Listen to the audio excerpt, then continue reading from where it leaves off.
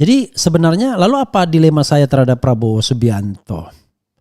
Dilema saya karena itu saja. Saya konsisten dari awal bahwa saya beroposisi, saya tidak mengharapkan jabatan apapun dari pemerintahan Prabowo selama 5 tahun ini. Even misalnya Anies Baswedan jadi wakil presidennya, tetap saya akan beroposisi. Bahkan saya tidak menyarankan. Misalnya let's say Fufu Fafa di impeach lalu Anies yang diajukan Prabowo sebagai wakil presiden, tetap saya ingin beroposisi. Kan sudah komitmen 5 tahun. Nah cuma memang ya menjadi oposisi itu berat. Tidak ada orang yang mau. Ya, karena itu saya bilang dengan bercanda pakai kata Dilan, ya udahlah biar aku saja. Nah, oke.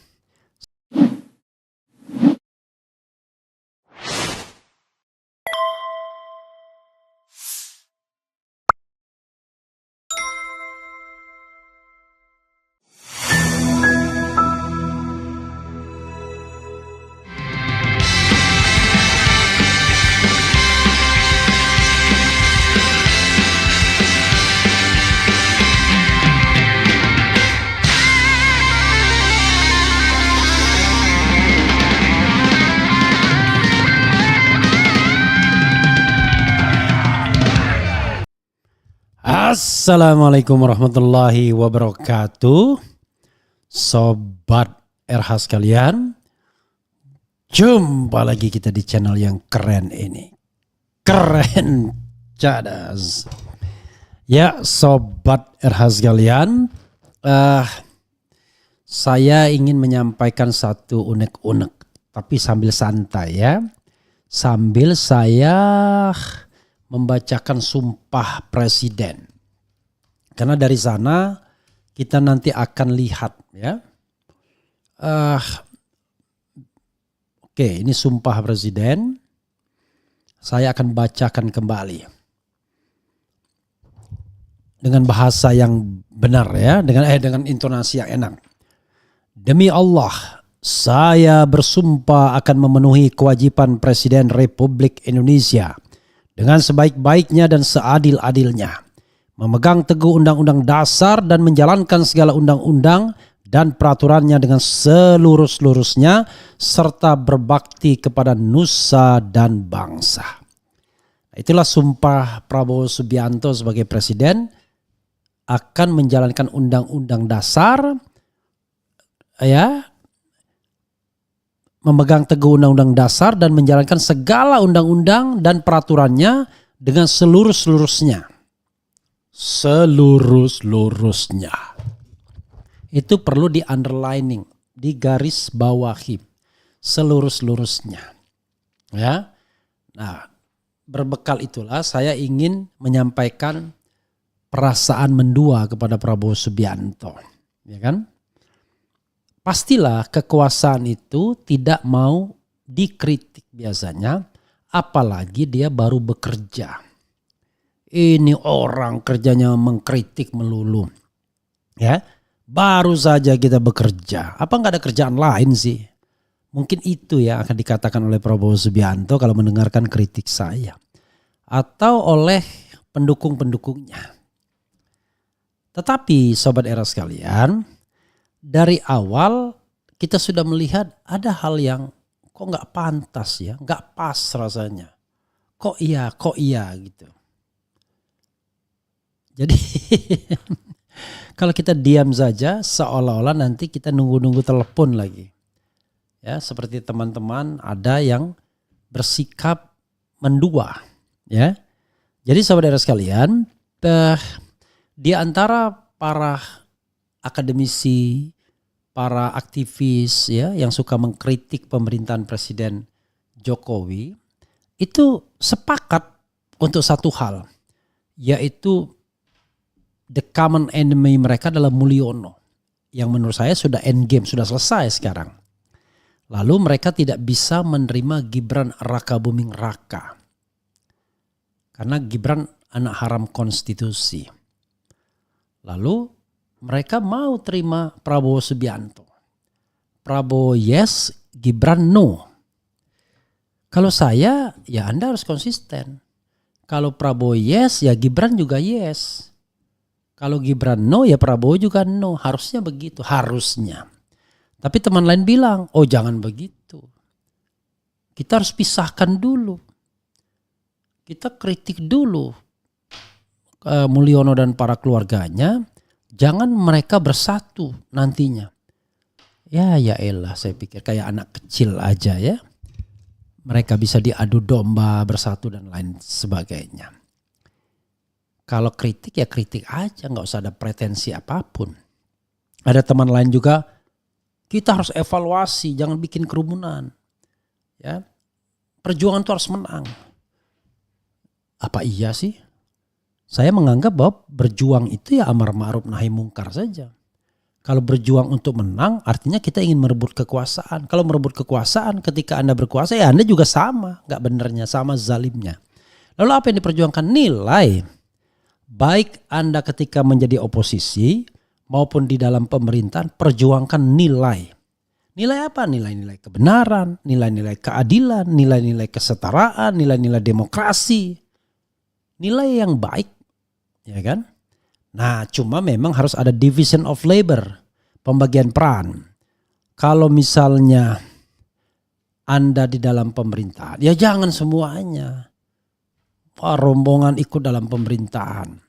Harus ada orang yang di luar pemerintahan dan tegas membuat garis demarkasi. Pertanyaannya adalah kenapa orang mau dalam pemerintahan semua? Karena tidak ada kesetaraan sesungguhnya.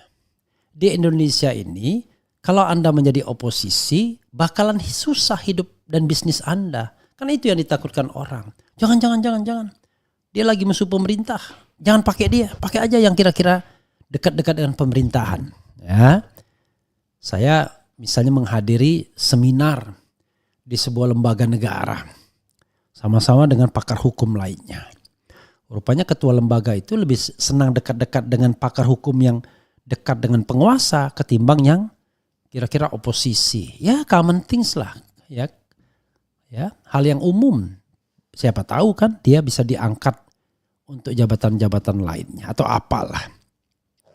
Jadi sebenarnya lalu apa dilema saya terhadap Prabowo Subianto? Dilema saya karena itu saja.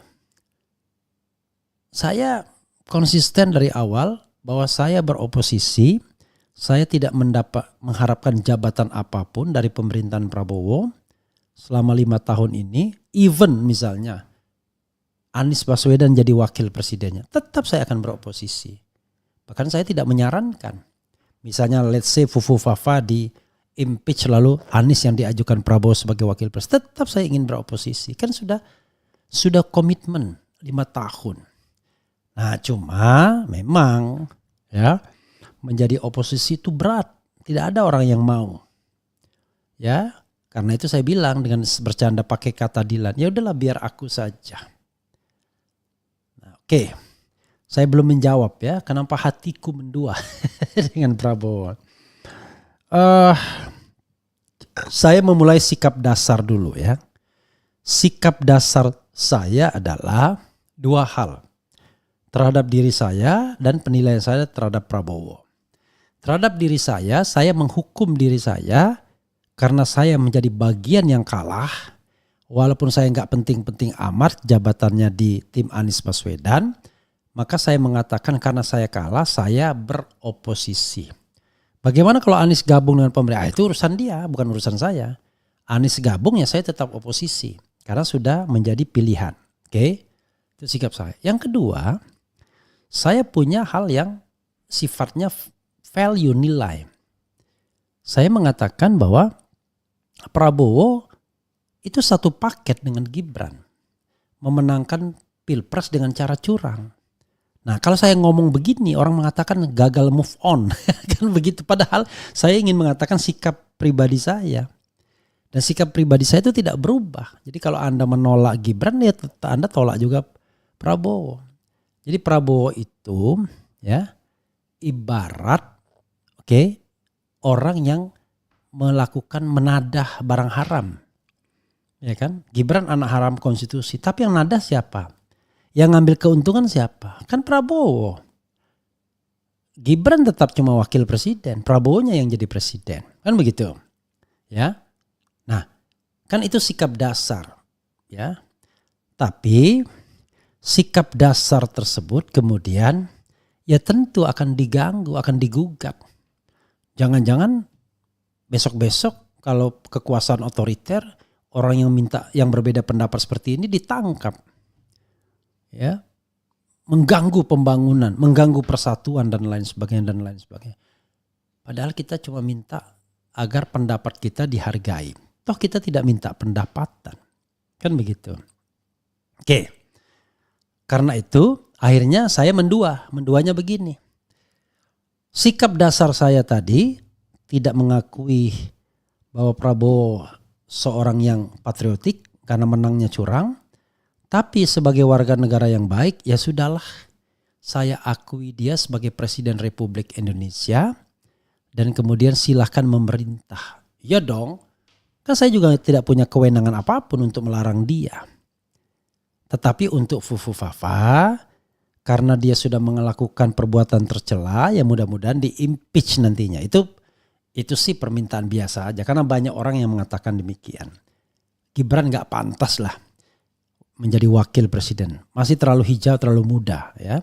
Tapi hijau dan mudahnya, kok mudah? Terlalu hijau dan mudahnya tidak menunjukkan bahwa dia pemuda yang akseleratif, pemuda yang memiliki kemampuan di atas rata-rata. Enggak. Bahkan terus terang saja di bawah rata-rata. Kalau dia tidak anak presiden, anak gubernur, anak wali kota sebelumnya, ya barangkali udah gak jadi apa-apa juga. Kan begitu. Ini kan SMA-nya saja nggak jelas, nggak tamat di sini. Entah ada ijazah SMA-nya atau tidak. Oke, selesai. Nah, sama Prabowo in between. Sikap dasar saya sudah ketahuan. Saya juga tidak ingin jabatan apapun dari Prabowo, tetapi tetap menghargai sebagai presiden. Ya. Nah, karena itu kritik saya terhadap Prabowo akan move on. Tidak lagi kritik terhadap kemenangan di pilpresnya karena itu sudah selesai. Anggap saja sudah selesai walaupun bagi saya urusan akhiratnya belum selesai. Tapi anggap sudah selesai. Maka kritik saya terhadap Prabowo adalah kritik yang aktual. Yang aktual itu adalah apa yang dia lakukan as a president. Ya, as the president of Republic of Indonesia. Itu yang kemudian menjadi sasaran kritik. Not Prabowo himself. Not presidential election anymore. Sudah selesai itu ya. Nah sekarang pertanyaannya adalah. Kalau kita mau mengkritik apa yang dilakukan Prabowo. Maka saya mau berbasis data. Walaupun datanya ini data yang dimiliki oleh RH Channel. Yaitu yang dibuat dengan tentu saja yang mengisi orang-orang yang menonton RH Channel. Tapi tidak boleh juga disepelekan begitu saja. Ya. Saya sudah spill di CNN 1 hari yang lalu, semalam tepatnya. Saya buat penilaian. Apa penilaian Anda terhadap kabinet merah putih Prabowo? Ditampilkan ya. So far 61.000 yang voting, sangat baik itu 8%, baik 13%, buruk 27%, sangat buruk 52%.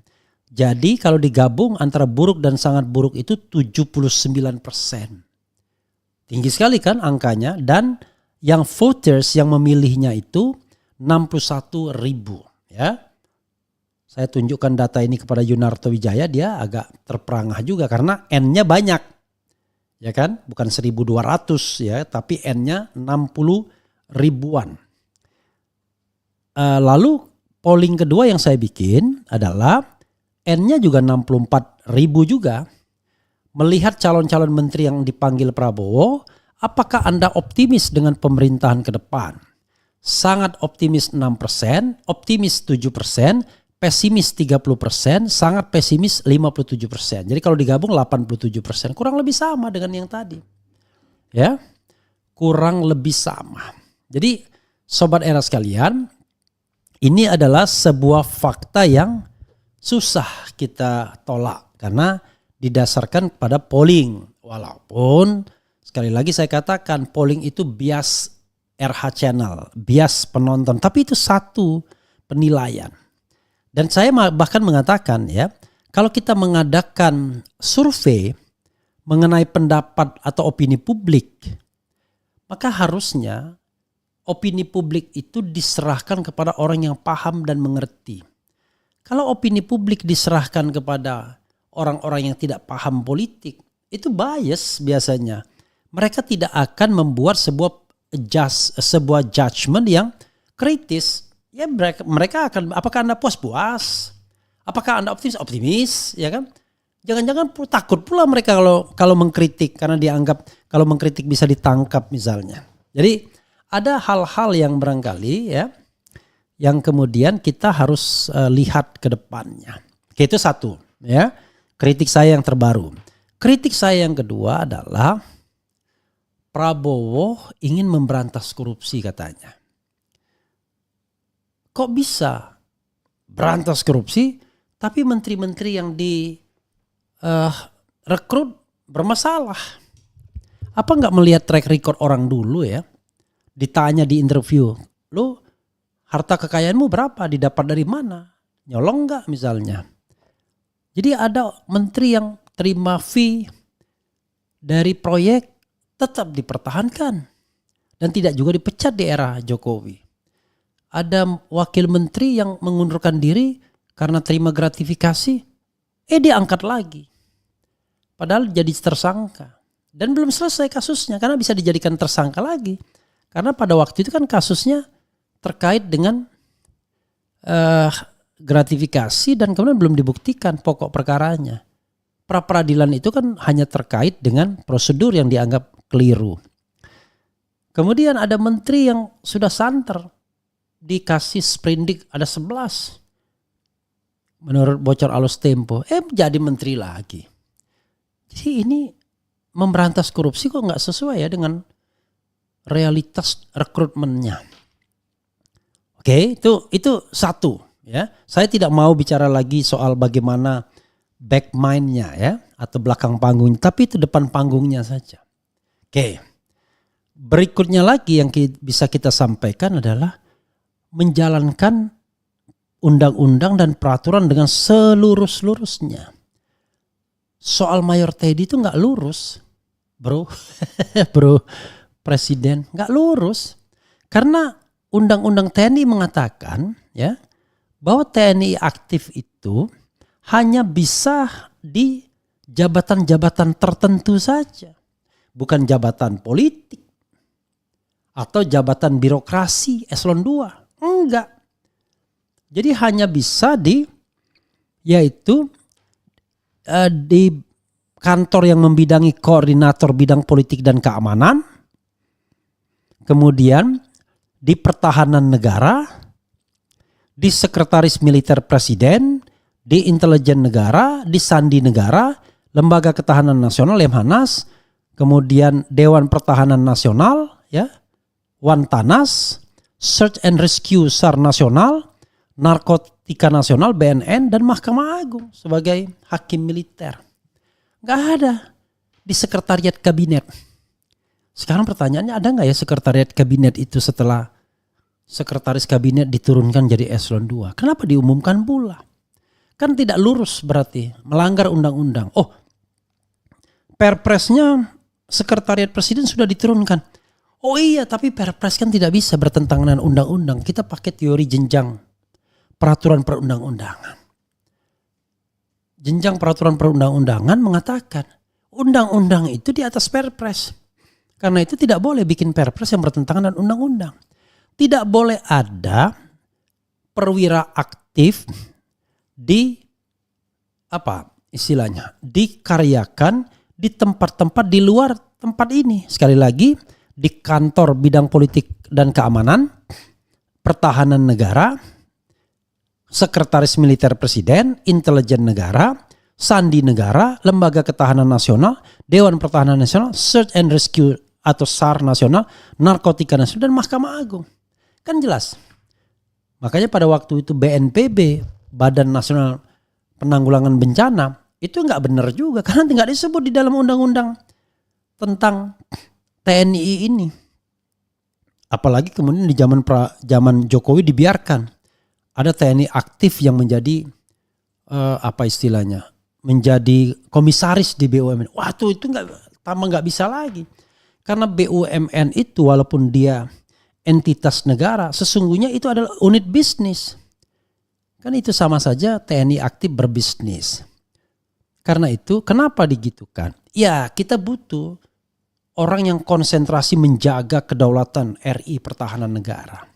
Kalau semuanya mengejar jabatan sipil lama-lama letoy nanti TNI-nya. Kan begitu. Karena itu kita ingatkan lagi. Jangan karena soal pribadi lalu undang-undang kemudian dilanggar, disesuaikan. Dan kasihan juga nanti pejabat-pejabat di sekretariat kabinet. Yang tadinya eselon 1 turun dia. Karena Mayor Teddy cuma eselon 2. Lalu dia mau dikemanakan pejabatnya itu? Ditampung di sekretariat negara jadinya. I don't know exactly ya. Lucu banget jadinya. Kementerian lain dipisahkan, kementerian sekretariat negara ditambah tugasnya. Padahal kemarin itu pembagian tugasnya jelas.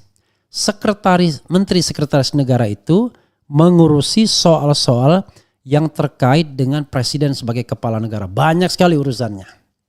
Ya, dari A sampai Z. Sekretaris kabinet terkait dengan urusan kabinet. Udah, ada division of labor. Walaupun dalam geraknya kita tahu lah ya. Menteri sekretaris negara juga punya fungsi-fungsi dan lain-lain ya. Fungsi politik, fungsi kepolitikan Jokowi. Begitu saudara sekalian, saya kira mudah-mudahan saya sudah menjawab ya sikap-sikap seperti ini.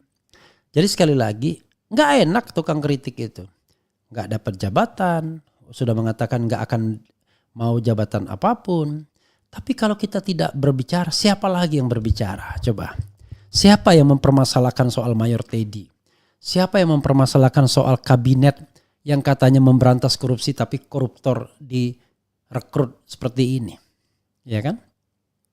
Nah itu sobat RH sekalian ya, dilema saya ya.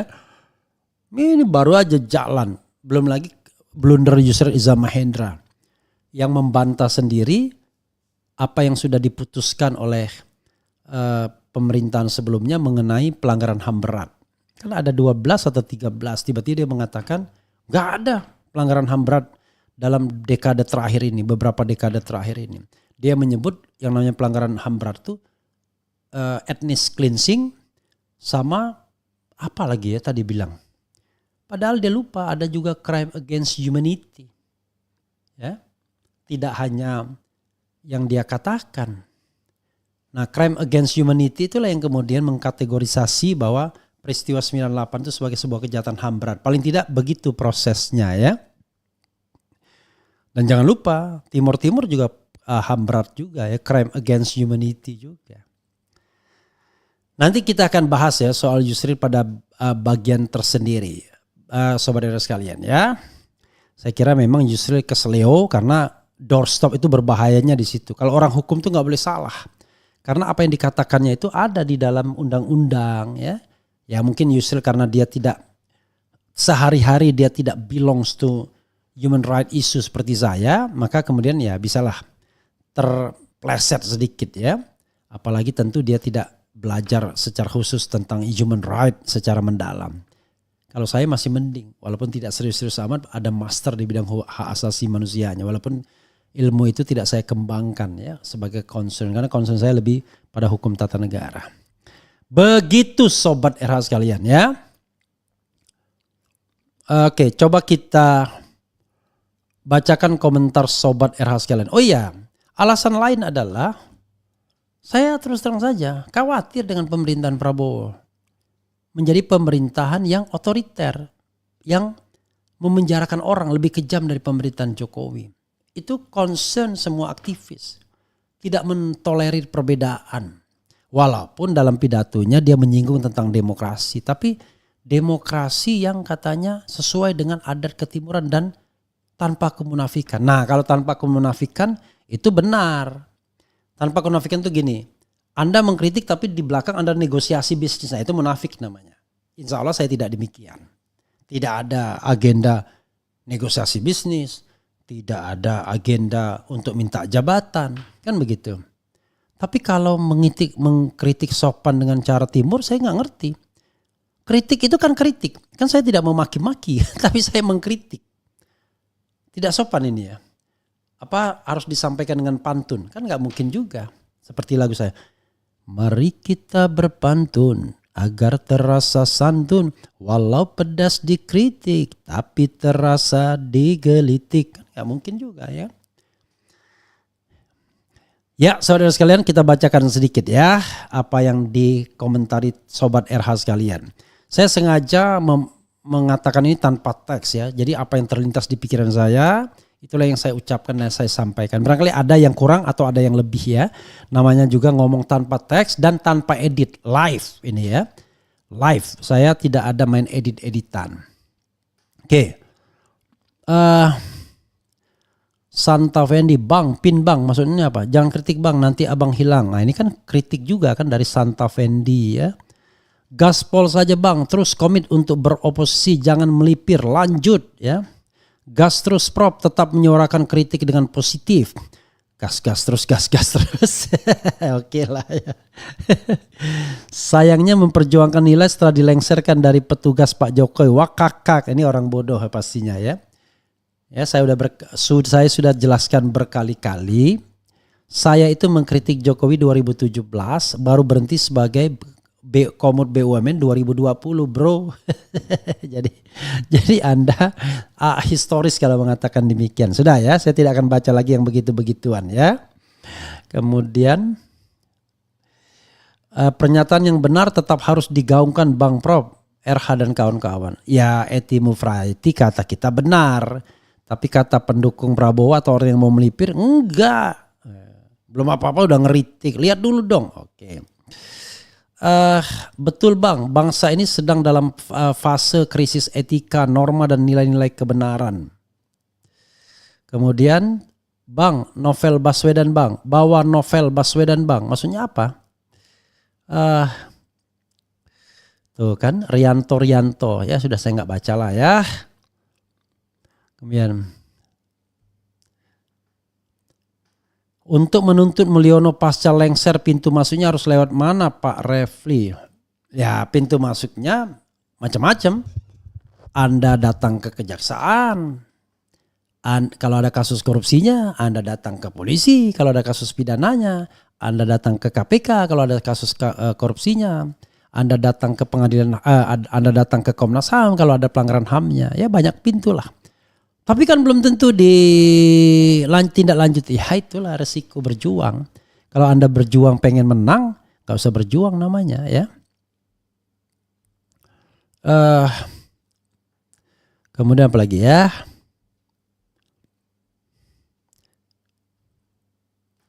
Keren cadas Bang Refli. Sama, saya juga makin ragu setelah melihat komposisi pemilihan menterinya. Seharusnya hari-hari ini saya bahagia karena rejim Mulyono selesai. Tapi rasa-rasanya rejim ini masih berlanjut. Apalagi kemudian LBP juga ternyata dilantik. Ya. Jadi sama nanti buzzernya sama. Ini kan buzzer-buzzer era peninggalan Mulyono semua kan akhirnya kan. Kemudian kan belum mulai bekerja, apa yang mau dikritik? Tunggu setelah bekerja. Ini gimana? Yang saya kritik itu adalah dua hal. Pemilihan menterinya jelas-jelas korup. Ya bermasalah tapi tetap direkrut. Yang kedua, Mayor Teddy jelas-jelas melanggar undang-undang tapi dipaksakan. Kan begitu bro. Ya gitu. Katanya mau selurus-lurusnya. Kan sumpahnya begitu selurus-lurusnya. Baru 1 hari sudah melanggar. Bukan baru 1 hari, baru berapa jam sudah melanggar kan. Ternyata eselon 2 penyesuaiannya. Nah kalau eselon 2 ngapain diumumkan? Diumumkan setingkat menteri lagi awalnya ya. Oke, tapi eselon 2 pun tidak boleh juga ya. Julian Arifa terima kasih ya. Buzzer Fufu Papa udah benar nonton Cipung aja. Kawal Cipung sampai jadi wapresnya Jan Etes. Apa maksudnya ini? Tuntutan soal Jokowi yang dilaporkan gimana kabarnya? Nanti kita lihat atau tunggu pengadilannya. Ya itu saja saudara sekalian ya. Kita sudahi dulu. Yang jelas memang dilema kita hari ini. Wah, karena apa? Tidak ada pemerintah dimanapun di dunia yang berterima kasih dikritik. Yang ada adalah marah kalau dikritik. Tidak seperti Umar bin Khattab. Nah, kalau mau jadi Umar bin Khattab, berterima kasihlah kepada yang mengkritik. Dan hati-hati dengan yang memuji. Jangan-jangan dia punya ada maunya. Nah, itulah yang namanya politik munafik ya. Oke, sahabat sekalian itu saja. Wassalamualaikum warahmatullahi wabarakatuh. Keren cadas. Ciao.